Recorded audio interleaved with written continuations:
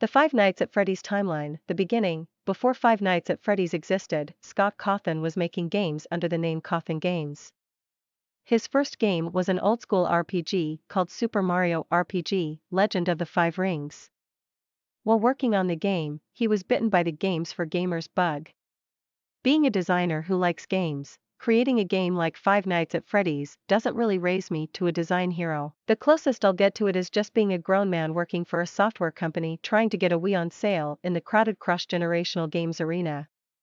But more than anything, the game had a random quality that inspired Scott to begin a new project.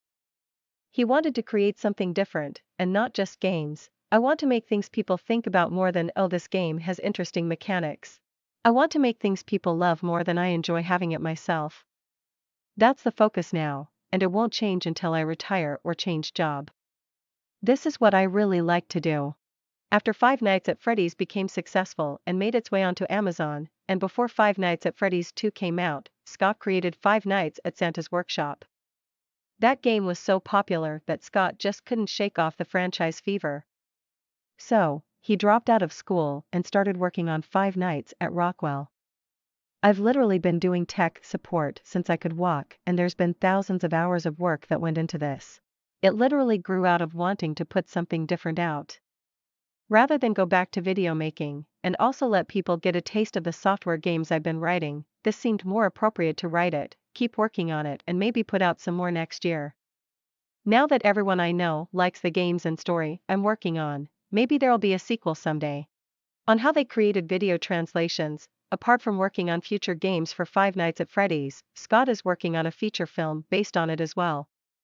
The movie is being done for a profit-sharing deal, where the box office goes straight into his own pocket.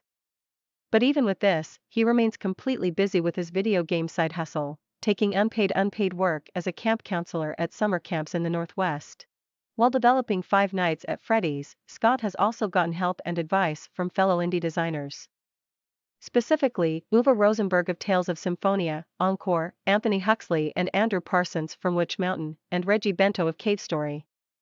You guys can all be proud of the success you're having. I see how much work goes into your games, how much thinking goes into their very origins. And if anyone deserved that, it was probably us. We grew up like you all did, dreaming of games just like this. I'm thrilled that more people than just myself are also learning about your music and trying to make a name for themselves. I'm going to be putting out an album for the game too, an enhanced version of the game, from only me and a programmer. Springtrap gives us the opportunity to play around a little with the player and figure out how a horror game fits in. Tell us what you think, become a fan of Springfree on Facebook, friend us on Facebook. Don't forget to send a message to Zach Kenny with questions about Five Nights at Freddy's.